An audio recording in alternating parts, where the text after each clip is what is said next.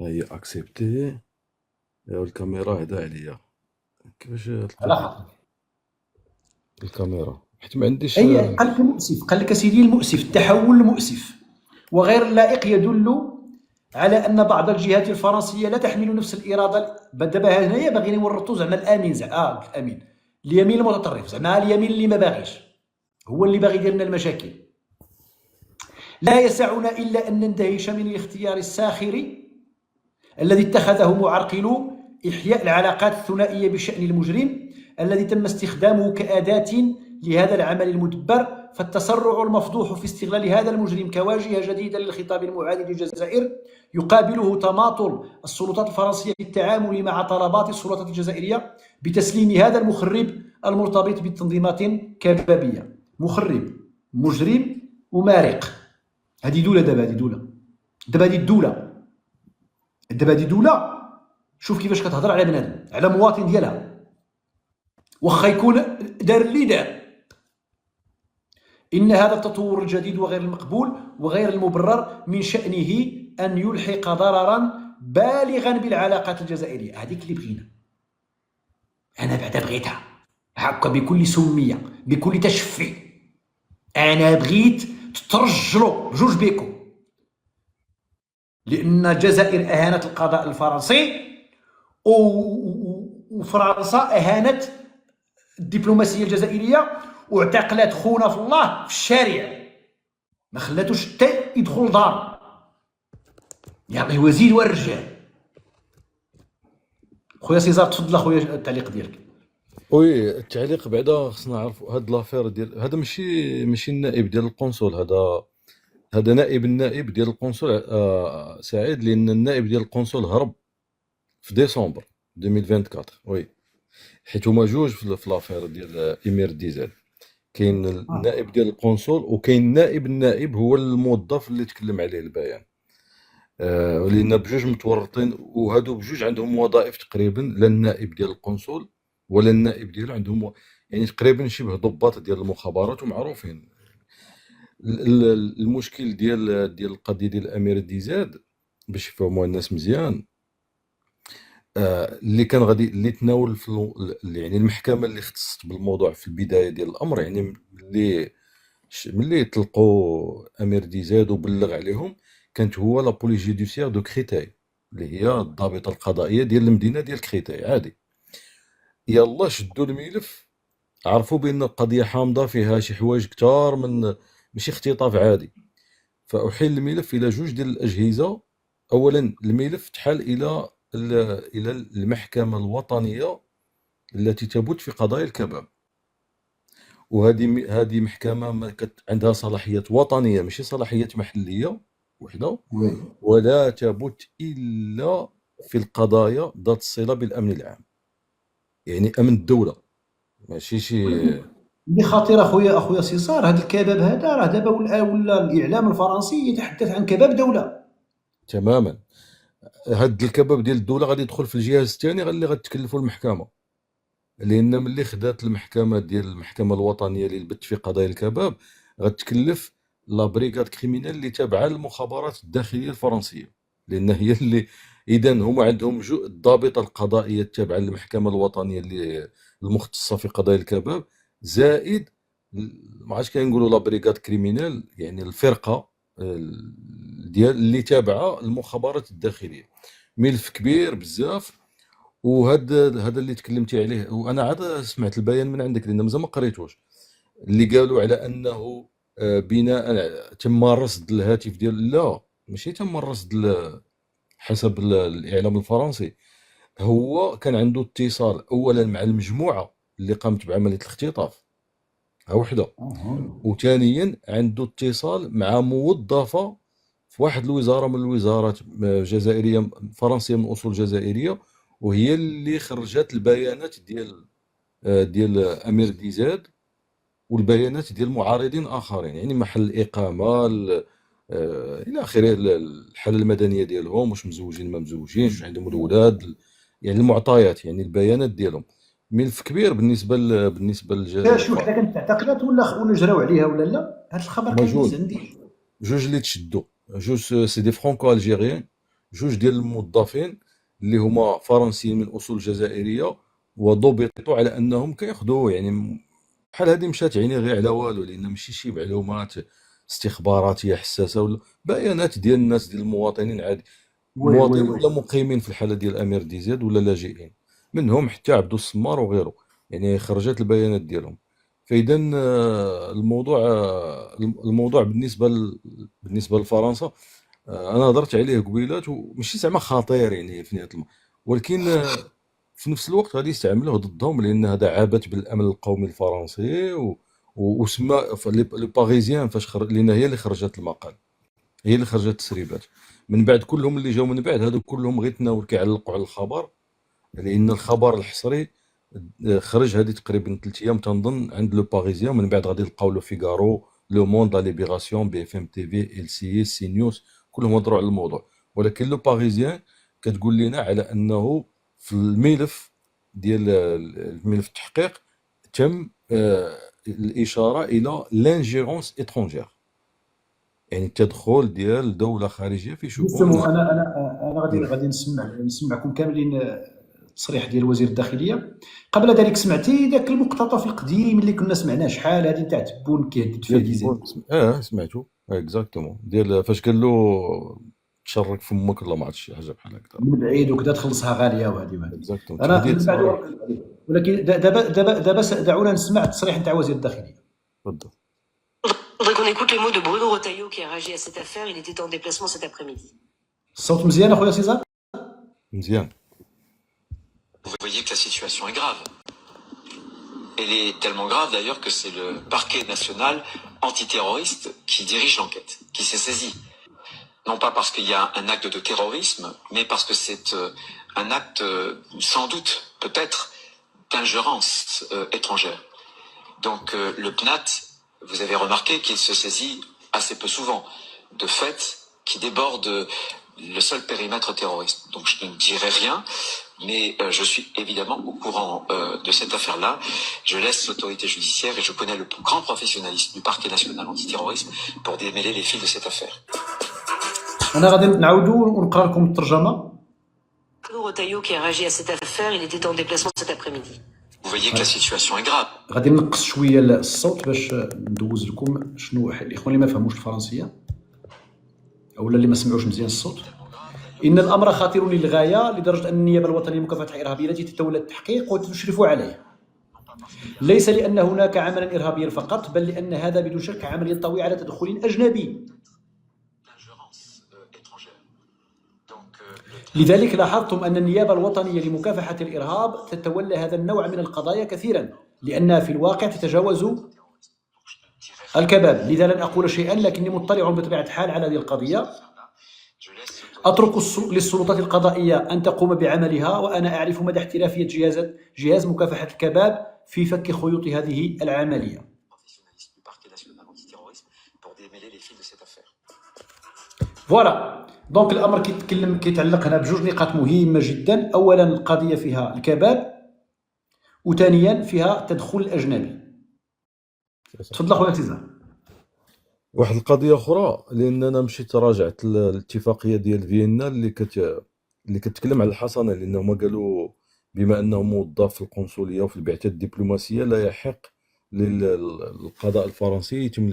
لا، كاين ما يسمى في الماده السابعه، كنقلب عليها ما لقيتهاش، لان ولكن غير هكذا بالذاكره لان فايت اللي قريتها.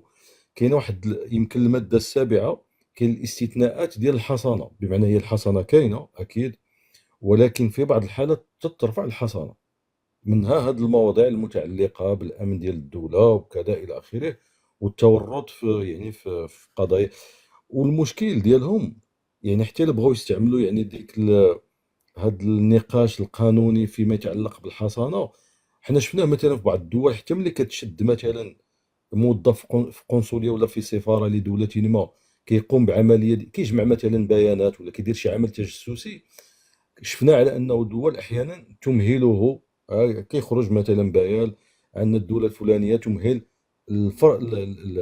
الموظف الفلاني 48 72 ساعه لمغادره التراب الوطني نظرا لكذا وكذا، نعاقوا به صافي، كيقولوا سير في حالك راه عقنا بك. هذه راه جريمه، هذه راه ماشي قضيه ديال جمع بيانات. هذا هو الفرق. بمعنى انه ماشي فقط متورط في جمع بيانات ولا في التجسس ولا، وبزاف عليه يتجسس على فرنسا، ولكن لانه متورط في جريمه اختطاف. وقالت واحد القضيه اخرى للجريده ديال باريزيان، قالت على ان حسب التحقيق ديال لا ديال المحكمه ولا ديال المخابرات الداخليه الفرنسيه، على ان الاختطاف كان هدفه تصفيه. فيها. فوالا دي مهمة جدا، لأن ماشي كانوا غير غادي يعني مثلا يلويو لودنيه قالوا ودي المرة الجاية رد بالك. لا لا، كان عندهم أوامر بعملية تصفية. بتصفيته.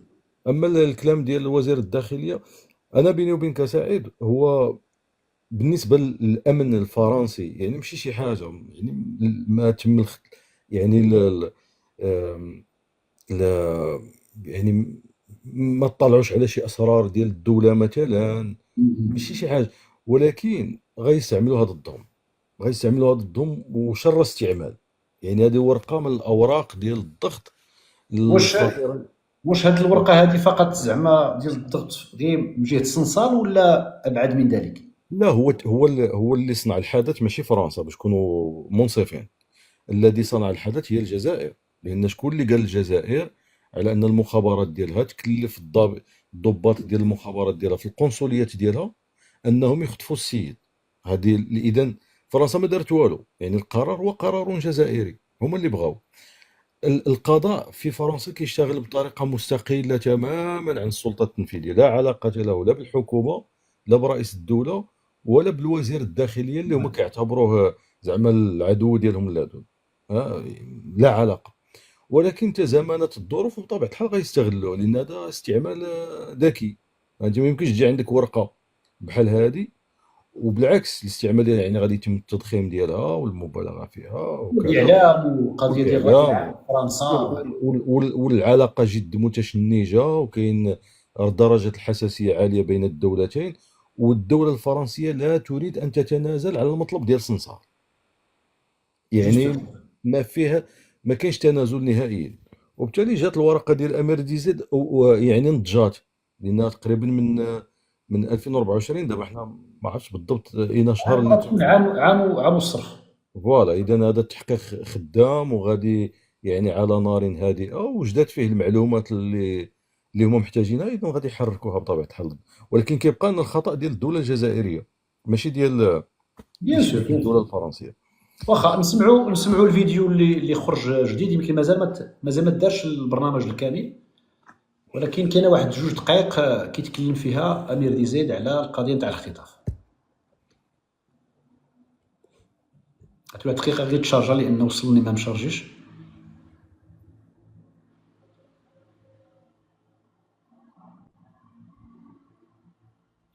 7 8 صافي سي بون. L'acteur central de ce qui pourrait devenir une affaire d'État. Il est l'acteur central de ce qui pourrait devenir une affaire d'État. L'influenceur Amir Boukors, l'un des opposants au régime algérien les plus suivis sur les réseaux sociaux. Condamné à mort en Algérie, il est réfugié politique en France. Pour la première fois, il accepte de raconter à la télévision le kidnapping dont il dit avoir été victime le 29 avril 2024. دونك لو 29 افريل، دونك قريبه عام. تقريبا. هنا الاخوان غير واحد الترجمه ديال السياق، كيتكلموا على امير بوخورس، معارض جزائري عنده يعني شعبيه كبيره، ولا بين قوسين عنده مشاهدات كثيره، مليون دابوني كذا. هذه معارض تعرض للاختطاف في افريل و 29 افريل 2024. Il est 23h30 ce soir-là lorsqu'une voiture l'attend devant chez lui. J'ai vu un gyrophare et il y a 4 personnes descendues de la voiture avec un brassard de police, 2 personnes avec un brassard de police orange. Et après, j'ai descendu de la voiture directement, sans parler, sans rien, et même les menottes en arrière. Tu viens avec nous? Je lui ai dit où? Il m'a dit au commissariat, l'officier de la PG, il t'attend. مزيان. هنا امير دي زيد كيتكلم، قال لهم كنت راجع للدار السياره ديالي، قربت وصلت، هبطوا عندي 4 ديال البشر دايرين الاخر نتاع البوليس، جاو مينوطاوني اللور وقالوا لي يلا معنا المقر نتاع البوليس. Ce sont en fait de faux policiers selon lui. Ils le conduisent de force dans un conteneur isolé à Ponto-Combo en Seine-et-Marne. Là, j'ai senti كانوا بوليس مزورين، خرجوا به من داك البلاصه في واحد الكونتونير، سرقوه داوه اختطفوه في كونتونير. et j'ai confirmé que c'est des kidnappeurs. Alors là, j'ai tombé dans le piège. Et après, le mec, il m'a dit, il y avait un responsable algérien, il veut te voir, il veut te parler. Et c'est le seul moyen pour te parler, comme ça. قال له هذوك اللي اختطفوه شي واحد فيهم قال له راه كاين واحد المسؤول جزائري بغا يهضر معاك، والطريقه الوحيده باش يهضر معاك هي اننا نهزوك ونسوق عليك، هي نخطفوك. هي نخطفوك. Aucun responsable algérien ne viendra. L'activiste est drogué avec des médicaments et enfermé durant 27 heures. Vers 3 ما جا حتى شي مسؤول، ما كاين حتى شي مسؤول جزائري، ولكن السيد عطاو له الدواء، يعني دروغاوه بالدواوات. du matin, ils m'ont dit, on va te libérer dans un lieu, tu vas tout droit, tu vas trouver le train, tu rentres chez toi. Pour lui, aucun doute, ce sont les services secrets algériens qui ont tenté de l'intimider. Après des mois d'enquête, hier, 3 hommes ont été mis en examen pour arrestation, enlèvement, séquestration ou détention arbitraire en relation avec une entreprise terroriste. L'analyse des téléphones aurait notamment mené les enquêteurs jusqu'à l'un des consulats d'Algérie en France. Ils auraient découvert que l'un des 3 suspects y travaillait. Pour l'heure, ni l'ambassade... إذن هنا من بعد شهور من سميتو من شهور من التحقيقات اعتقلوا 3 ومنهم واحد دبلوماسي ولا المهم قنصلي ولا داكشي سميوه كما تشاءون، لان لقاو بان كاين اتصالات هاتفيه بين هاد المختطفين وهاد السيد هذا. L'ambassade ni les autorités algériennes n'ont commenté ces arrestations. Cet après-midi, le ministre de l'Intérieur, Bruno Retailleau, réagit. La situation est grave. Elle est tellement grave d'ailleurs que c'est le parquet national antiterroriste qui dirige l'enquête. C'est un acte sans doute, peut-être, d'ingérence étrangère. Une affaire embarrassante, une semaine seulement après la visite du chef de la diplomatie française à Alger pour tenter d'apaiser les tensions entre les 2 pays. إذا دابا خويا سيزار، تعليقكم على السؤال الآتي. إلا تبعتي مزيان وعاودتي تذكرتي شوية داك البلاغ ولا داك البيان ديال وزارة الخارجية، تكلموا على أن ثمة أطرافا لم يعجبها التقارب الجديد ومحاولات إذابة الجليد في داك المكالمة الهاتفية اللي كانت بين الرئيسين، فيما يعني يمكن أن نفهم من خلاله أنهم يتهمون اليمين المتطرف أو جهات أخرى غير معلنة، تقدر كاع تكون المغرب، مخزن كما هي عادتهم. يعني هذه الصيغه ولا التخريجه اللي لقاو ليها كجزائريين ولا كنظام جزائري باش يحاولوا يفهموا هذه القضيه هذه. المشكل ديال الجزائر هو البيان فيه محاوله لتسييس القضيه، بمعنى انهم بغاو يخرجوا الملف من الاطار القضائي ديالو ويعطيوه بعد سياسي. هو السياسي غادي يجي من بعد في عمليه التوظيف بطبيعه الحال، ولكن الان الملف هو ملف قضائي صرف، ما فيه لا هذه ولا هذه. وهاد الهيئه ديال هاد المحكمه اللي قلت لك ديال المحكمه الوطنيه التي تبت في هذا النوع من القضاء فيها اكفأ لي ماجسترا ديال ما كتعطاش هاد، ماشي اي قاضي كيشتغل فيها. هذا ما كنهضرش على واحد سرق معزه، ولا كنهضروا على ملفات جد معقده وكتحتاج كفاءات اللي هي كفاءات جد خاصه.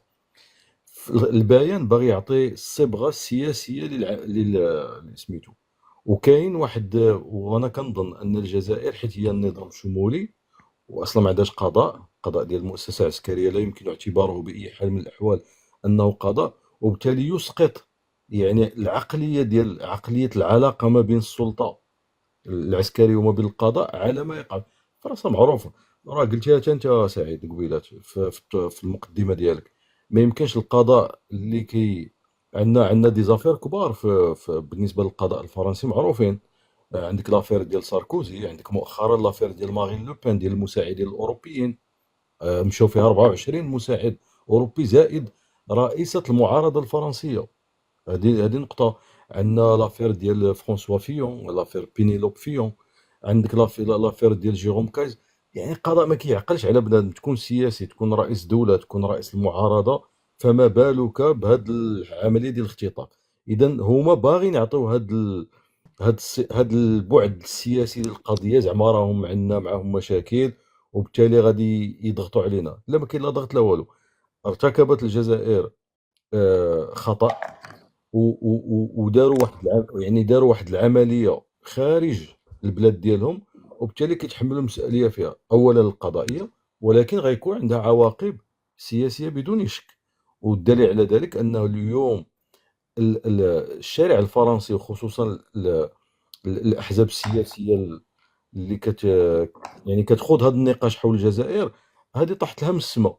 يعني ديجا هما كاين واحد الفصيل اللي هو اليمين المحافظ الدوغولي واليمين الوطني القومي، اللي كيمثلهم الى حد ما في الحكومه الفرنسيه برونو غوتايو، الذي يطالب، وزيد عليهم حتى السفير السابق اللي هو كزافي دريونكور، الذي يطالب يعني بفرنسا ان تكون اكثر صرامه في التعامل وفي التعاطي مع الجزائر. ملي زادت القضيه ديال الامير ديزاد، غادي عاوتاني يزيدوا يحكوا على النظام ديالهم وعلى الرئاسه ديالهم، انهم يكونوا جد متصلبين وجد صارمين في العلاقات، في التعامل مع الجزائر. فاذا انا واحد التعليق زوين هنايا عجبني، ديال واحد الاخ يثبت على ان الاخوان زعما برافو عليهم. الاخ مورينوس 12 قال لك الجزائر ضربات اليمين الفرنسي بسفنجه. كيفاش اخي سعد؟ شنو قال التعليق؟ قال لك الجزائر ضربات اليمين الفرنسي بسفنجه.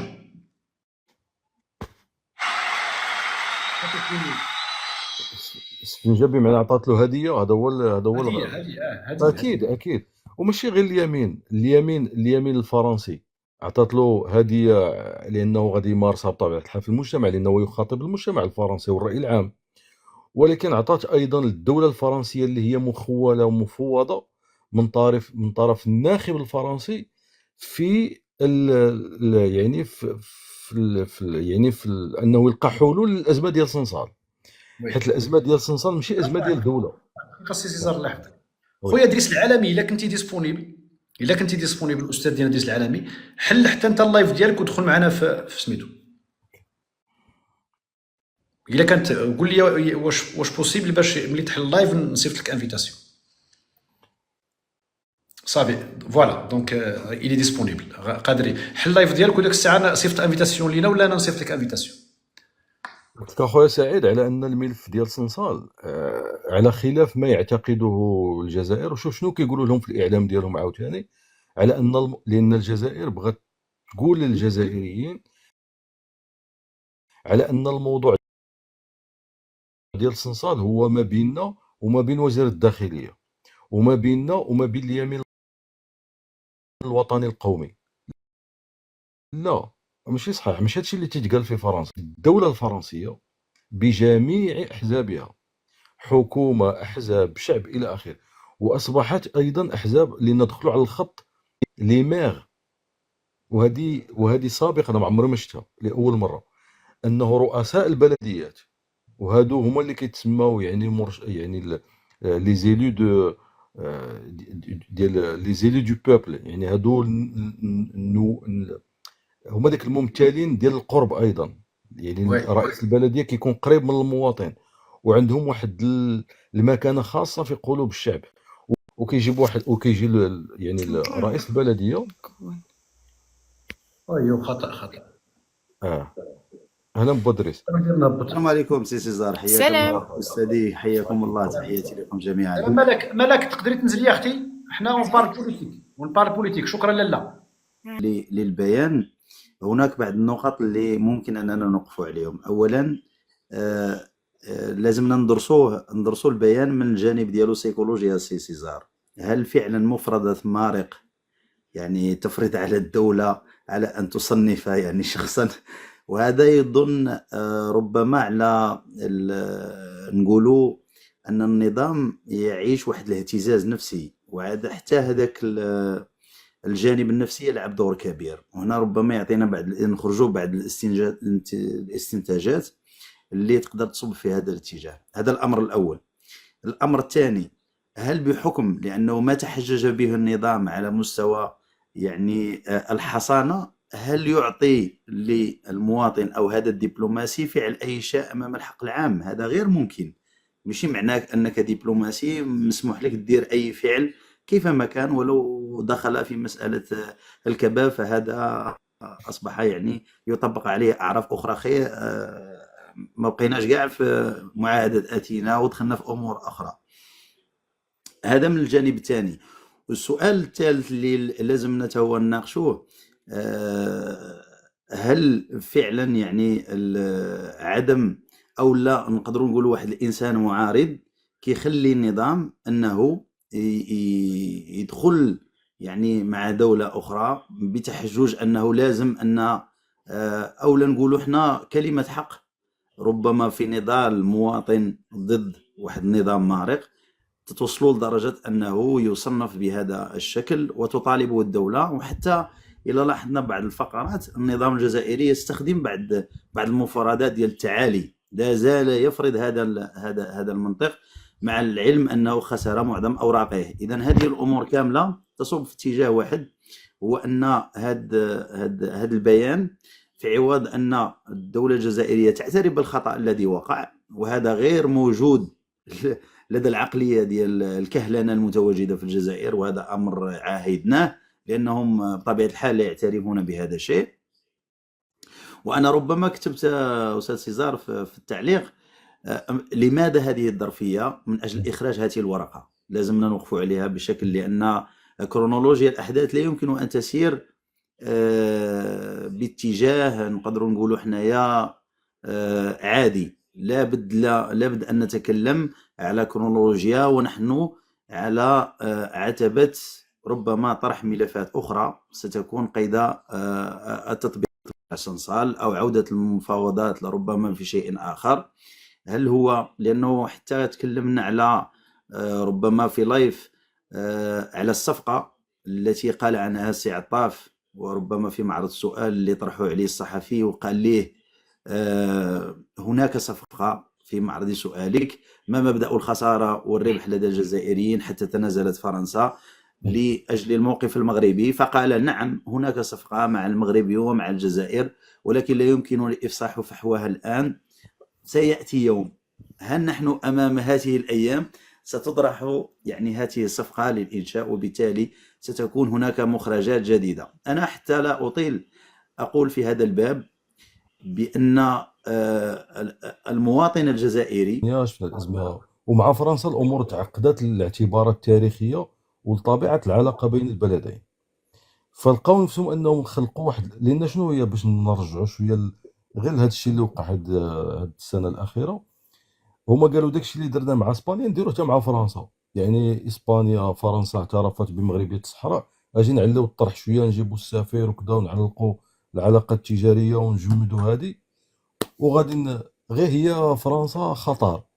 فرنسا ماشي هي اسبانيا، لان الاوراق ديال الضغط والادوات اللي عندها كثار من ديال اسبانيا ديال الاول وكتعرفهم. يعني المعرفه ديال الفرنسيين بالنظام الجزائري افضل من معرفه الاسبان والعلاقه ما بين الاسبان وما بين الجزائر يعني لا تتجاوز ربما التبادل التجاري في بعض المواد اللي كتجي من اسبانيا ولا الغاز الطبيعي اللي كيمشي اسبانيا من الجزائر الى اسبانيا. هذه النقطه الاولى. النقطه الثانيه، كاين دابا الملف ديال الصحراء وكاين الملف ديال سنصال. الملف ديال الصحراء انا كنظن بين المغاربه دابا كيعاينوا، دابا حنا كنعاينوا بريطانيا، لانه تصرح على لسان وزير الخارجيه في المجلس العموم البريطاني على انه في اطار، هو اللي قالها ماشي حنا، هو اللي قال انه في مفاوضات مع بوريطه ومع الدوله المغربيه في هذا الموضوع هذا بالضبط. اذا اسبانيا فرنسا ودابا بريطانيا. تقريبا المغرب غيكمل مجلس الامن، تقريبا مجلس الامن غادي يكمل. عندك ميريكان وعندك فرنسا، بريطانيا جايه في الطريق، وروسيا والصين بطبيعه الحال اعتبارات حضاريه وتاريخيه عندهم نفس التصور ديال المغرب. اذا تقريبا المغرب باقي له غير بريطانيا ويكمل مجلس الامن، وعنده سياسه الاستقطاب في الجمعيه العامه باش انه يوصل للثلثين باش ينهي الموضوع.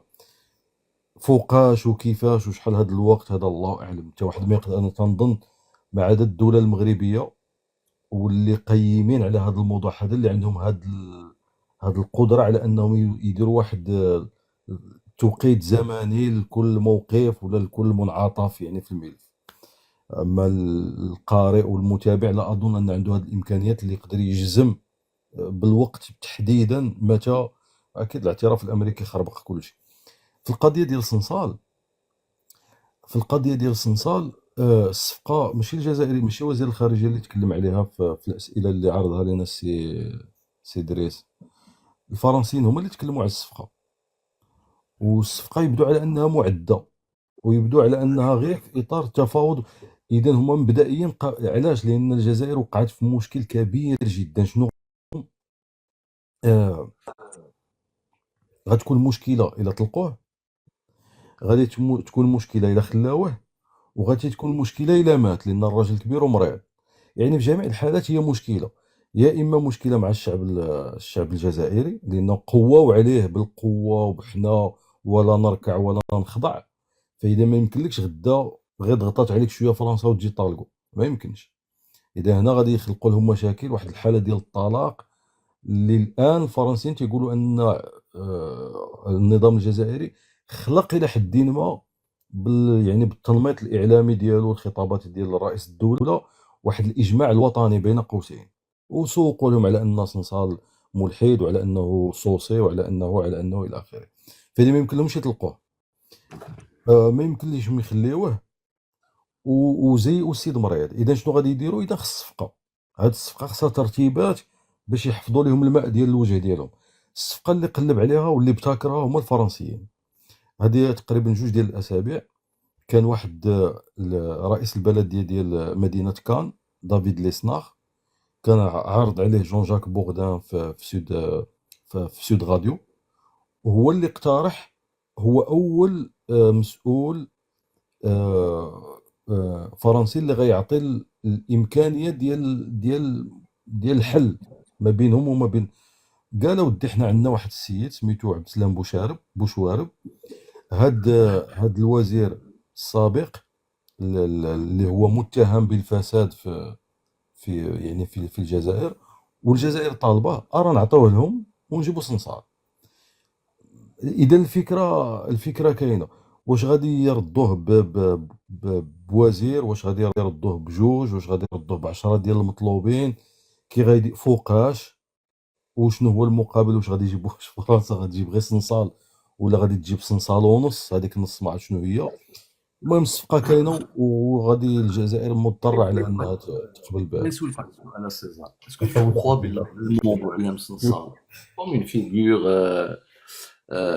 هكذا في الاداب وكذا فرنسا، تو كخوا بلا فريمون هو لونجو اللي حرك فرنسا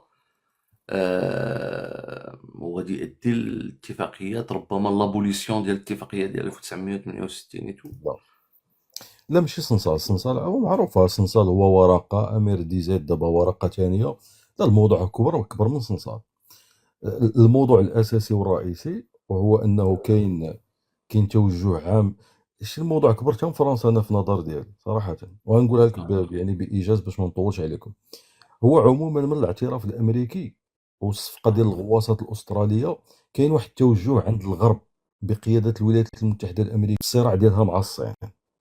الفرنسيين تقريبا من العهد ديال ساركوزي هما جايين باغيين ديك اللعبه ديال انهم يستقلوا شويه على القياده الامريكيه. هضروا على الجيش، الاستقلال ديال الجيش الاوروبي، واحد العدد ديال الامور. هضروا على فوالا. البلاطو. والفرنسيين بغاو يخلقوا 2 ديال المحاور في الحلف الغربي. الحلف الغربي الشمالي بقياده الولايات المتحده الامريكيه ومع كندا ومع بريطانيا واستراليا، وهما قالوا ندير واحد المحور ثاني بقياده فرنسا والالمان. بيني وبينك هذا الشيء ما عجبش الامريكان، وداك الشيء باش بايدن كان رباهم في القضيه ديال الغواصات. راه معروف، راه مشات تقريبا 12 مليار ديال الدولار يعني في ديك الوقيته بالضبط، و50 مليار ديال الدولار على مدى 40 50 سنه الى اخره. فكانت ضربه كبيره. مي الصفقه كانت ب 30 مليار. سي غروس افير. هذيك خلات انه الفرنسيين انهم يعاودوا الحسابات ديالهم ويقبلوا بالموقع ديالهم داخل الحلف الغربي. داكشي اللي داروا ماكرون هو غير استدراك الحسابات السياسيه، ناوروا بها وبغاو يديروها لان هما لعبوا الفرنسيين في السياسه الخارجيه ديالهم، لعبوا على الزخم ديال الموقف ديال جاك شيراك من الحرب ديال امريكا على العراق، وبقات هذيك فرنسا التي تقول لا وكذا بحال هذا الكلام هذا.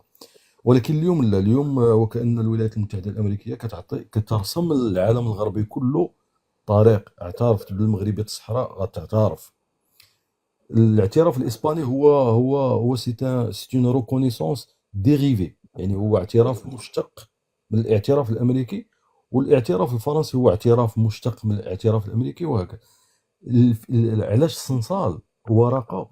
لأن الجزائر بغات تلعب ديك اللعبة ديال ارى نضغط على فرنسا، وفرنسا تذكرها بان راه انا دوله عظمى، انا دوله عظمى بعدا، وانا راه هو المستعمر ديالك، وانا عندي بزاف ديال الملفات عليك، وانا دوله ذات سياده، وانا عضو في مجلس الامن. اذا بحال دابا هي كيأدبوهم. انا الراي ديالي والله اعلم، هادشي كله اللي كنشوفوه دابا يؤدبون الجزائر وكيعلموها الحجم ديالها الحقيقي في المنظومه الدوليه.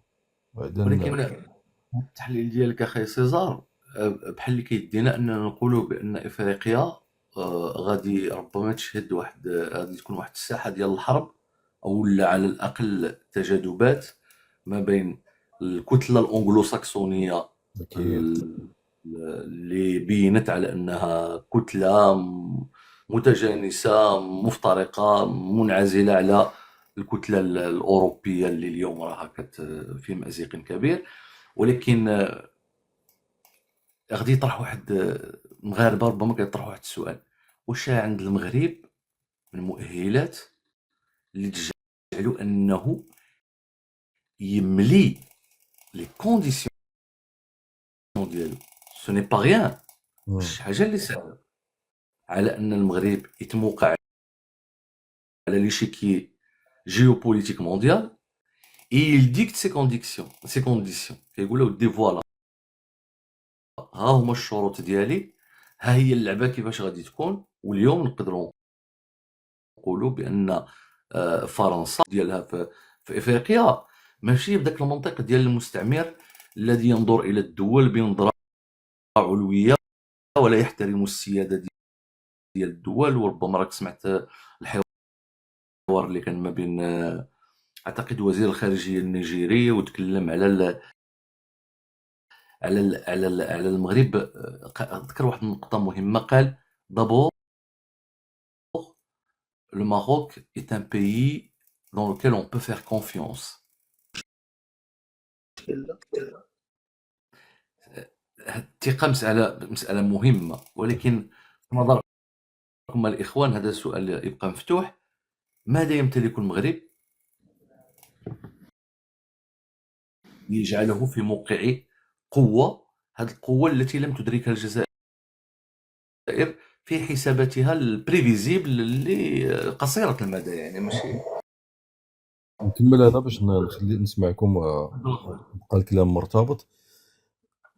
المغرب ماذا يقدم المغرب؟ هو حلف جديد بعدا باش نتفاهموا. هذا الحلف الامريكي الاسترالي الكندي البريطاني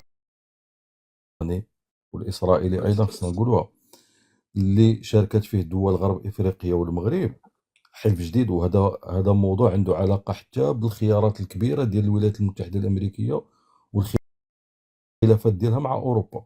ما نساوش انه واحد من الخلافات الكبيره ما بين هاد المحاور داخل الحلف الغربي هو تحديد الاولويات. الولايات المتحده الامريكيه كتقول لهم انا الصين هي الاولويه، والاوروبيين كيقول لهم حنا عندنا الخطر على الابواب ديالنا اللي هو روسيا الاتحاديه. المهم هادشي هذا كله متشابك بعضيته. ماذا يمكن ان يقدم المغرب؟ راه قلت يا اخي عبد الله على ان القاره الافريقيه بالنسبه للعالم وبالنسبه لعظماء العالم وحتى اللي اقل منهم قوه اللي هما القوى الاقليميه، ولات افريقيا تقريبا بحال داك المؤتمرات اللي قرينا عليها في التاريخ ديال مؤتمر الجزيره الخضراء، مؤتمر مدريد، مؤتمر برلين ديال بيسمارك، ولات عاود الجديد انها فرصه لهاد الدول العظمى كلها، وماشي غير الدول العظمى، فرصه للامارات، فرصه لتركيا، فرصه لاسرائيل، فرصه وهكذا. افريقيا شي حاجه اللي لا من ناحيه الموارد ديالها ولا من ناحيه ديال فرصه الاستثمار والنهوض بهذه الشعوب اللي ما زالت خاصها كلش. فاذا بزاف ديال الدول كتنشط في القاره لاعتبارات كثيره جدا. اذا ما يقدمه المغرب عنده كثير ما يقدم. المغرب بعدا غير بالشوكه ديالو الموقع الاستراتيجي. الموقع الاستراتيجي شي حاجه اللي لا تمتلكها بعدا لا الجزائر ولا غيرها في المنطقه ديالنا. انت حل مفرع رجليك على القاره الافريقيه كلها. عندك الاطلسي وعندك البحر الابيض المتوسط. وكيف قلتي هذيك الموضوع ديال الثقه مهم اخويا عبد الله. احنا كنعرفوا انا شنو كتمثل الثقه مثلا في التعاملات التجاريه في البورصه في كذا. لا ومرتبطه نوسيون دو كونفيونس. ومرتبطه بلا ستابيليتي ايكونوميك لا ستابيليتي لي بوليتيك زاجونس دو اوسي. نوتاسيون كيخدموا غير بهذا العنصر ديال الثقه. غادي تقولها الثقه لشي واحد الجزائر يعني في الاقتصاد ما يفهمش ما علاقه الثقه وراه لي زاجونس دو نوتاسيون كلهم كيخدموا غير بهذا العنصر ديال الثقه صافي انا غير بغيت هو. انا بغيت نقاطعك قبيله. واحد يقول له عليم بن علي من مغنيه نعرفوا شحال هذه. كتب لي هنا تحت قال لي سعيد لن نركع ننتصر او نموت. وعلى اي نخليكم باش ما نطولش عليكم لان انا ما كنسكتش. تفضل اخويا سي دريس تفضل ولا سي سعيد. وباش ربما نخليو الكلمه للسي سعيد حتى هو. السؤال اللي طرح الاخ روكان مهم بزاف. شنو هو الاضافه اللي ممكن يعطيها المغرب حتى يحظى دعنا نقول بهذا على تعدد القطبيه. تعدد هذه القطبيه لازم انك ترصي اقطاب في كل العالم. امريكا تمشي العربيه سميتها الامارات ثم السعوديه ثم روسيا ثم الصين. وهذا لازم يكونوا لي بول بارتو في العالم. الصراع هنا في افريقيا وخصوصا في الشمال يقتصر على دولتين هي مصر والمغرب. حتى ان مصر على مستوى البنيه التحتيه ديالها راهي استنزفت الكثير من الاموال من اجل ان تحضر على مستوى، لكن المغرب يفوقها. وهذا راجع الى العمل اللي قام به الحسن الثاني رحمه الله عليه هو التوغل في بعده الافريقي. نحن اكثر حضورا منا من المصريين على مستوى بعدنا الافريقي سواء بالشركات بالابناك بامور كثيره. حتى ان اكبر الشركات يعني التي تستحوذ على التعاملات الرقميه الماليه اللي سميتها الهاي تك سيستم بيمنت اللي تمتلك ربما اكثر من 60% في افريقيا. وهذا الامر ازيد على ذلك القطب المالي ديال كازا اللي حاليا ل7 سنوات ويحتل الرتبه الثالثه من بعد دبي وابو ظبي. الان اصبحنا نحتل الرتبه الرابعه بعدما خرجوا لنا اسرائيل كامله. اذا نحن نستعد الى توجيه المغرب في القطب المالي ديال الدار البيضاء. علاش؟ لانك باش تكون احد اقطاب الاقتصاد لازم تكون عندك بنيه تحتيه قويه الاستقرار كامله من قطارات مطارات موانئ اللي كتخلي المستثمر انه يصدر على برا. زيد البرنامج الاستثماري يكون محفز، نظام اقتصادي مهيكل، نظام مالي شفاف. ادريس جا واحد النقطه في يعني في سياق المداخله ديالك. ما نساوش بان المغرب اون 2007 ولا 2008 الغى الديون ديالو كامله عند الدول الافريقيه الاقل نموا. هذه ستين ديمارش اللي كتبين بلا لا فيزيون اللي كانت عند المغرب ستين فيزيون استراتيجيك اللي خدمت عليها يعني منذ سنين واللي عندها واحد الامتداد حتى تاريخي اللي خولتنا اليوم على اننا ربما نعطيو معنى اكثر لهذا المصطلح ديال الثقه. لان كان واحد النقاش في فرنسا ربما راه يتذكروا سيزار ديال ان الانتفاضه ديال الشعوب الافريقيه ضد المكون الفرنسي ثقافي اقتصادي سياسي كما بغى يكون جاء بناء على واحد التطور واحد لا ديناميك سوسيال اللي وقعت في الشعوب الافريقيه اللي فهمت بان الاستغلال البشع اللي كديروا فرنسا من خلال لي 11 اكور كولونيو فرنسا افريقي تو سا خلى هاد الشعوب وخصوصا اتفاقيات نتاع التبادل الحر اللي قتلت الاقتصاد الافريقي واللي عطات واحد الامتيازات لاوروبا. المغرب بطبيعه الحال تعامل مع هاد الدول بانها دول ذات سياده، سي دي زيتا سوفران. وتشوف جميع اخويا دريس، جميع الحوارات اللي كيديروهم لي شيف ديتا افريكان يهضروا على لا سوفرانتي مي دون مانيير ريبيتيتيف. وي. هاد النقطة هذه اللي هي مهمة، واللي هي المغرب استطاع على أنه يخدم عليها بواحد المنطلقات صادقة، وهذه نظن على أنها كانت السبب في أن المغرب اليوم لا أعتقد أن دولة إفريقية أخرى تقدر تاخذ له الصدارة في هاد المكونات.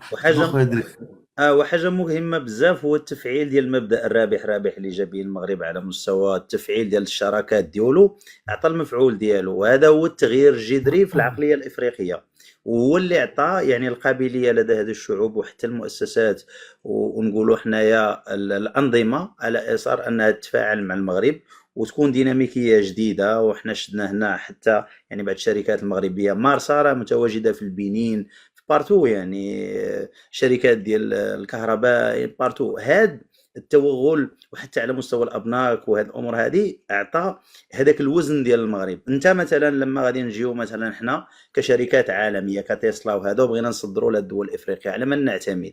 حنا اوطو ما عندناش واحد لا فيزيبيليتي على هاد المارشي، وهذا اللي الحسن الثاني والنظره المتبصره اللي كانت عنده اللي يخدم عليها المغرب صافي دي زاني. اذا هذه الا جمعنا هاد الامور هذه كاملين، ثم الاقتصاد ديال المغرب اللي كيحاول يعني كيف قلنا على مستوى القدره ديالو لجلب الاستثمارات، رغم اننا نسير بسرعه متباطئه، ولكن في الايامات القادمه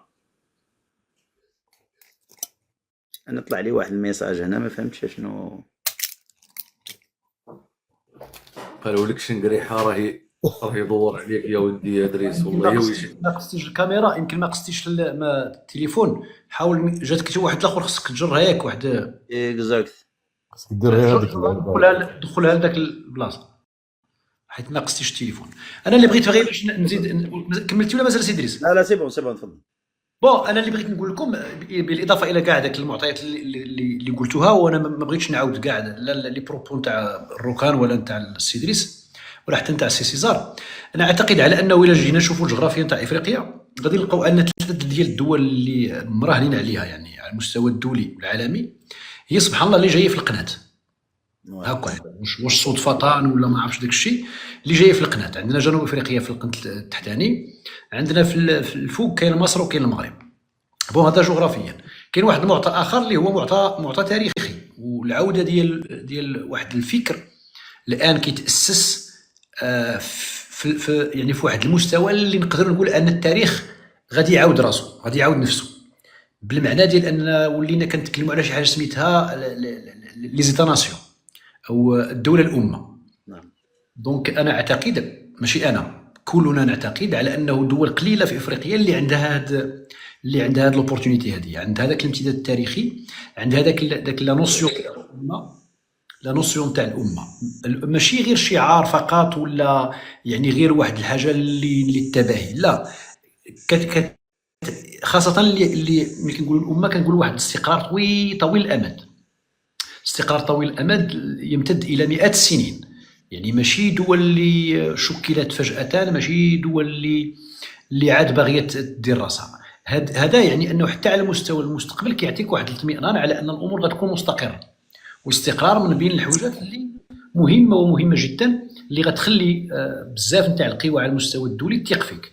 دونك الثقه ما يمكنش شركات، وحنا كنتكلموا على شي حاجه سميتها هاد التحولات الاقتصاديه اللي غاديه للرقمي كما قلتي سيدي ادريس، الا ما كانتش الثقه. صحيح. ما يمكنش تدار الا في واحد النظام معين يضمن استقرار على الاقل في حدود واحد 100 سنه. ما كنتكلموش راه استثمارات، مثلا استثمارات اقل ما يمكن ان يتحدث عنه المستثمر كشركه كبيره هي 100 سنه. راه ما كنستثمروش باش نربحوا حنا في 10 سنين ولا في 15 عام ولا دونك 100 سنه كاينه ثقه في هذه البلاد وفي ناسها وفي مؤسساتها. هذه مهمه جدا، وهي اللي خلت على ان هذا الادراك اللي وقع على المستوى الدولي خلى انه لي كارت تحطوا على الاسم ديال المغرب. يعني يميزيو على المغرب مقارنه مع جيراننا الجزائر ولا دول اخرى. زيد لها واحد المعطى اخر مهم ومهم جدا، هو انه في 2011 ملي وقع ذاك ما يسمى بالربيع العربي عطى لنا واحد ماشي لينا، عطاها حتى الناس اللي كتراقب مزيان من الفوق واحد لا فيزيبيليتي بلو كلير على الانظمه اللي ما تقدرش تهزها بسهوله، ما تقدرش تزعزعها بسهوله، وما تقدرش تلعب بالمستقبل نتاعها.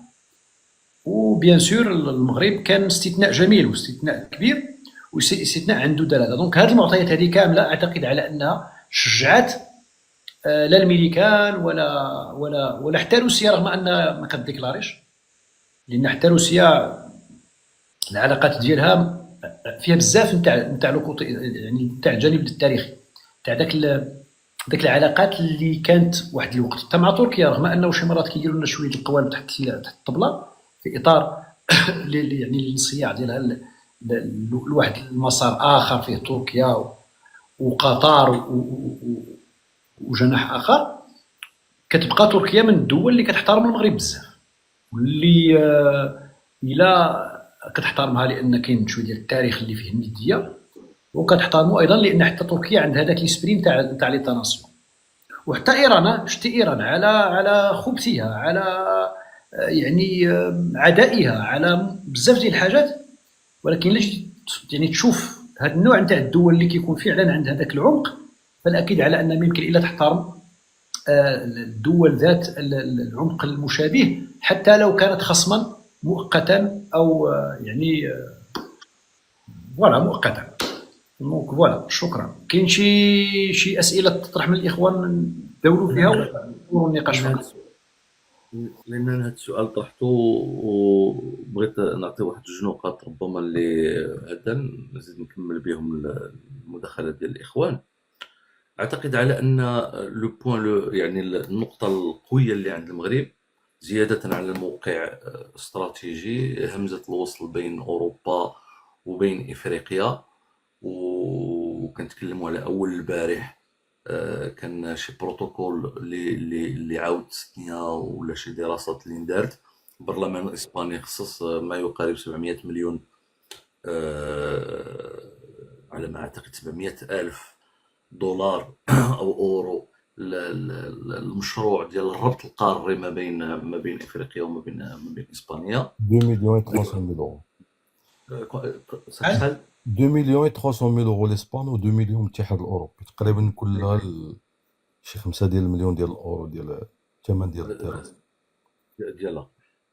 نهضروا ايضا على ما يقارب 30 مليار دولار في المشروع ديال الغازوديوك اوفشور، اللي هو مهم جدا. ولكن الاهم من هذا كامل اعتقد على ان اوروبا تحديدا وامريكا، ولكن اوروبا قبل، لان كون انها المستعمر القديم وعارفه لي طوندونس اللي كاينه في افريقيا ومهيمنه بشكل من الاشكال، كانت مهيمنه بشكل من الاشكال على الاقتصاد الافريقي وحتى على السياسه الافريقيه. دخلوا شركاء اللي هما ماشي شركاء ولكن انداد اخرين. جات الصين اللي اليوم كنتكلموا على بخاسك 500 مليار دانفستيسمون في افريقيا. كاين دول اللي راهم بيو على الصين كومبليتمون، والصين كان عندها واحد لاتو اللي ما عندش الاوروبيين.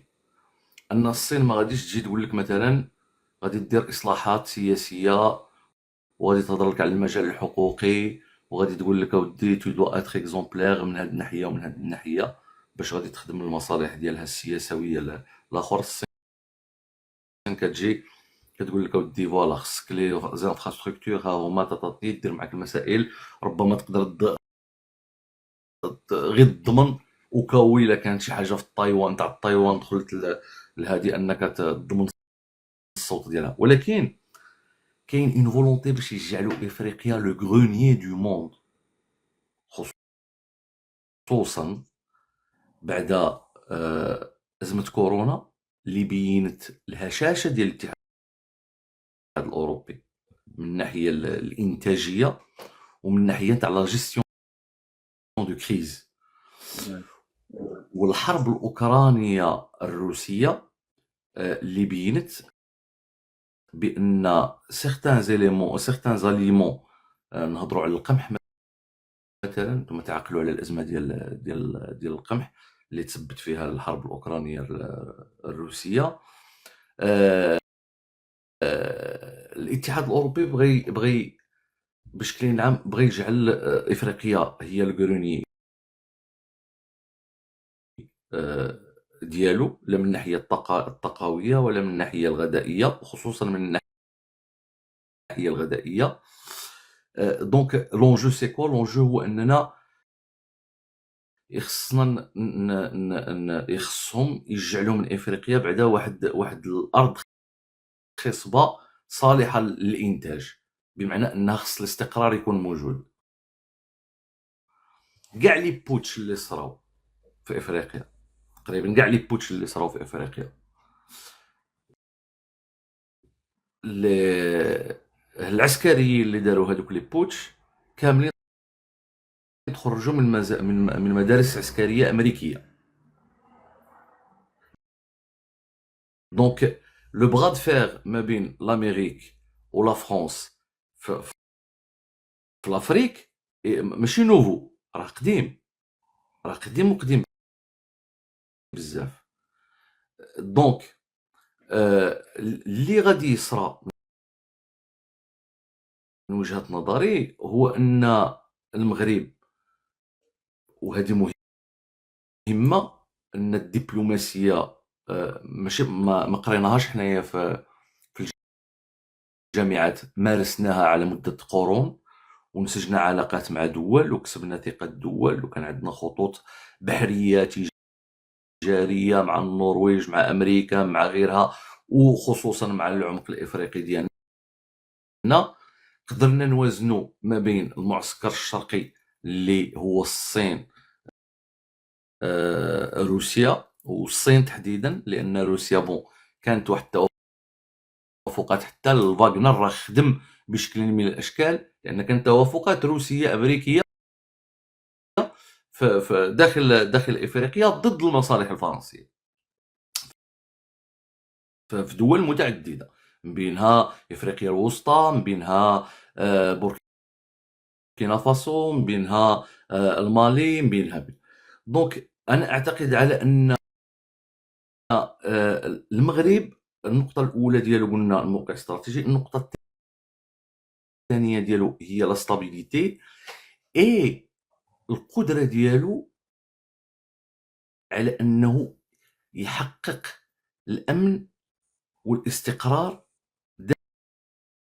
داخل هذه الارض الخصبه او هذا الكروني اللي راحنا كنهضروا عليه، واللي يقدر يكون واحد المحط توافقات دوليه تاع نظام عالمي في ظل يعني ربما ازمات مقبله اللي هما كيشوفوا لمن غادي تصلح جيو استراتيجيا.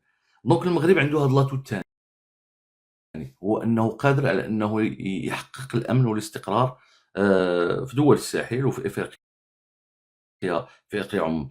النقطه الثالثه وهي المهمه، ما نساوش باننا حتى حنا عندنا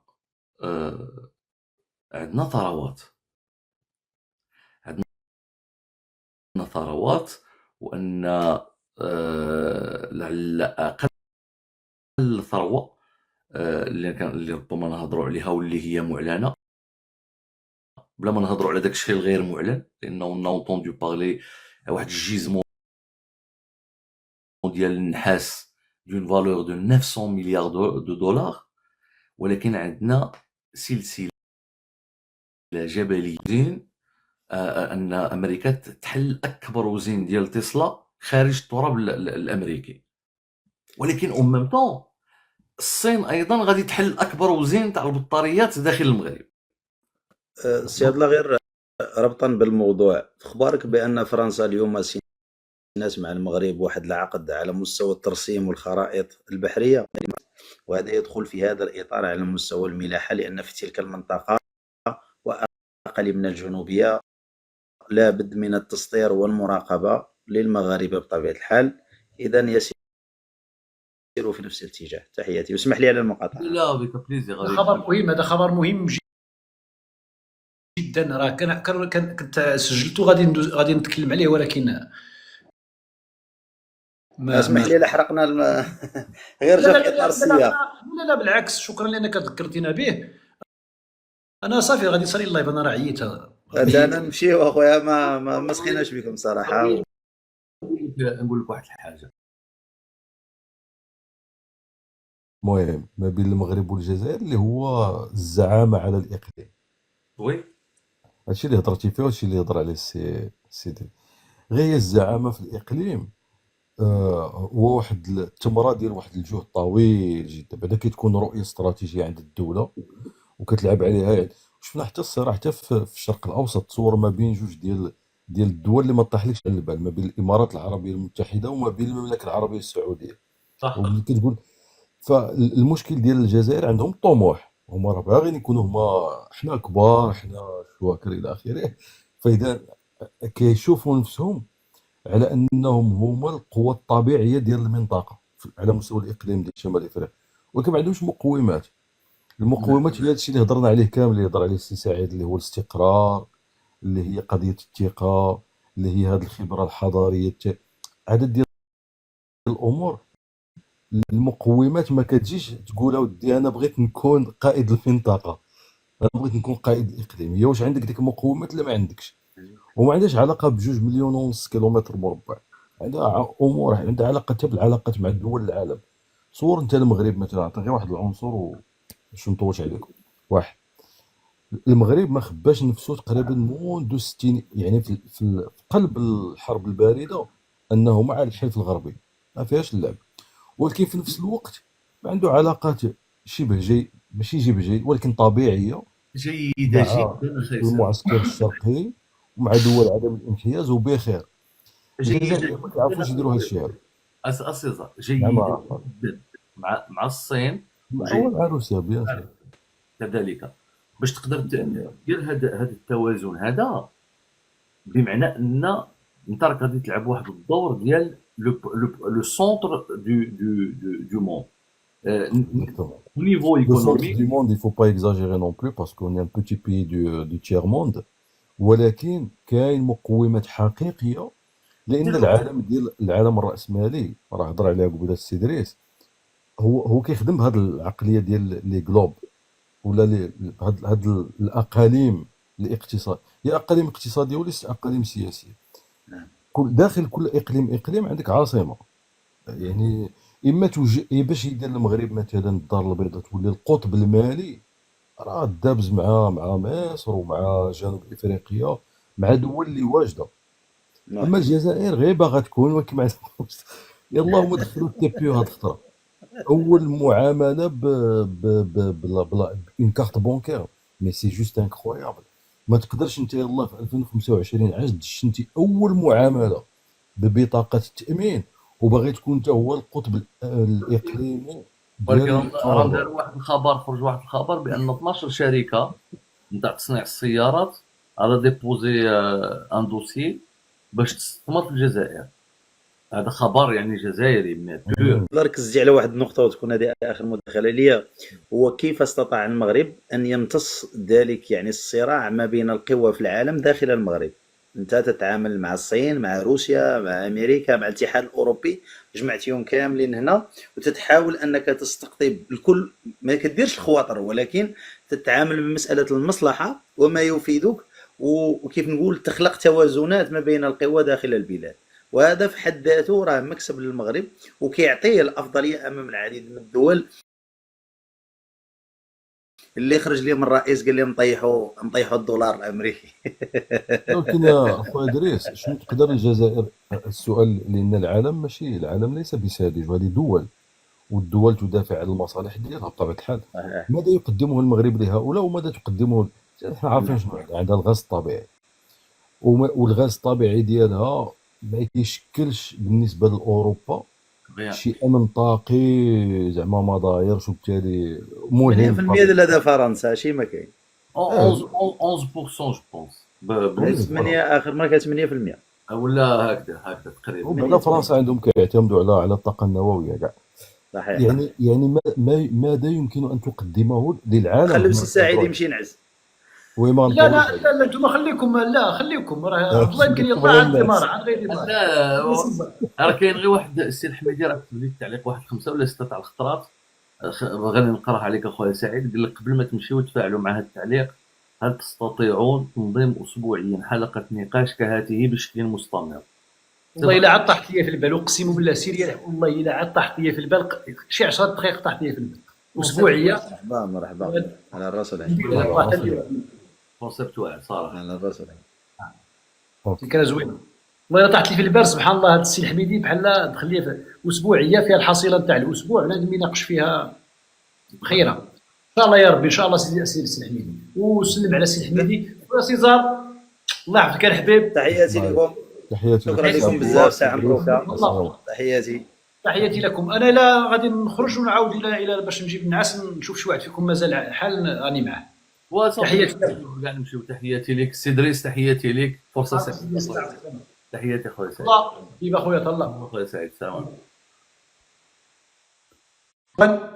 حتى نتوما غنقول لكم شكرا بزاف، ميرسي انفينيمون. الله يحفظكم وينجيكم ويسجيكم. كانت سهره زوينه، نقاش كان زويون، ما درنالوش الحساب، دونك ها هو طلع يا سلام مع الخوت ديالنا. تحياتي لكم، تصبحوا على خير، شكرا وسمحوا لنا عطلناكم، و ويكاند بقيه ويكاند سعيد.